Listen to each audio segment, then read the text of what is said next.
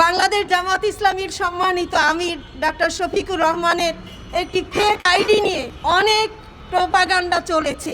এই শিশু এবং নারীদের নির্যাতন বন্ধ করার জন্য সবাইকে এগিয়ে আসতে হবে। এই জালিম জনপদ থেকে আমাদেরকে বের করে নিয়ে যাও, আমাদের জন্য একজন সাহায্যকারী বন্ধু পাঠাও। যেখানে রমজান মাস হচ্ছে আমাদের জন্য শান্তি শৃঙ্খলা সুরক্ষার মাস, সেই মাসে আজকে আমাদের রাস্তায় বের হতে হয়েছে।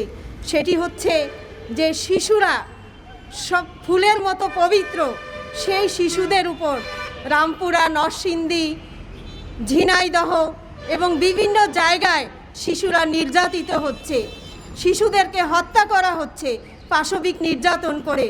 আমরা তাদের সর্বোচ্চ শাস্তি দাবি করেই আজকের এই আয়োজন। প্রিয় উপস্থিতি, আজকে আমরা বুঝতে পেরেছি যে আমাদের সমাজে যারা পিতামাতা রয়েছেন, যারা অভিভাবক সমাজ রয়েছেন, তাদের ভূমিকা অনেক বেশি। তাদেরকে সোচ্চার হতে হবে যে এই শিশু এবং নারীদের নির্যাতন বন্ধ করার জন্য সবাইকে এগিয়ে আসতে হবে।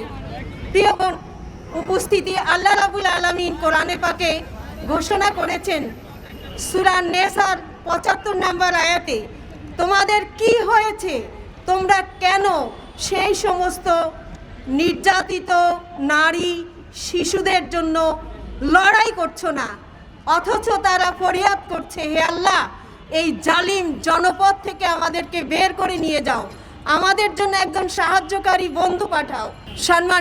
সম্মানিত উপস্থিতি, আজকে আমরা দেখতে পাচ্ছি যে আমাদের সমাজে আয়ামে জাহিলিয়ার যুগের মতো নব্য আয়ামে জাহিলিয়া, যখন আয়ামে জাহিলিয়াতের যুগে জীবন্ত কন্যা সন্তানকে কবর দেয়া হতো, আর আজকেও পাশবিক নির্যাতন করে শিশুদেরকে হত্যা করা হচ্ছে। সেই আয়ামে জাহিলিয়ার যুগকে অতিক্রম করছে নব্য আয়ামে জাহিলিয়ার যুগ।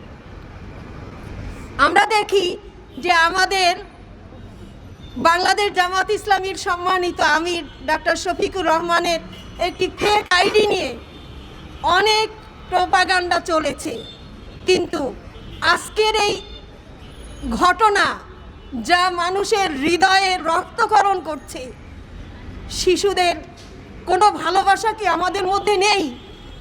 কেন আমরা এ ব্যাপারে সচেতন নই? প্রিয় বন্ধুগণ, তাই আমি আমাদের পিতামাতা, অভিভাবক সমাজকে বলতে চাই, আমাদেরকে আর বসে থাকার সময় নেই, আমাদেরকে সচেতন হয়ে নেমে আসতে হবে অধিকার আদায়ের জন্য।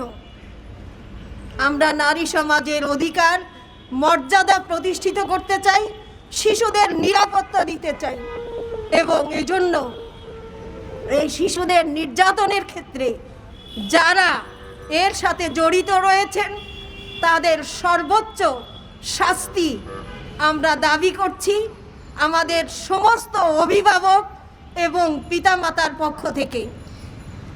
প্রিয় বন্ধুগণ, আমাদেরকে মনে রাখতে হবে যে আমরা পার পেয়ে যাচ্ছি ধামাচাপা দিয়ে, গ্রেফতার করে, কিছু সময় ক্ষেপণ করে আমরা আসল দোষীদেরকে আমরা শাস্তি দিচ্ছি না।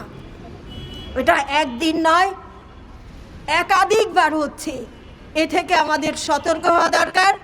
এবং সাংবাদিক বন্ধুদের বলতে চাই, আপনারা আপনাদের জায়গা থেকে সঠিক বস্তুনিষ্ঠ বিষয়গুলো ব্যাপকভাবে প্রচার করে এই শিশুদের নিরাপত্তার জন্য, শিশু এবং নারী নির্যাতন বন্ধের জন্য আপনারা ভূমিকা রাখবেন এবং যথাযথ প্রচার করবেন।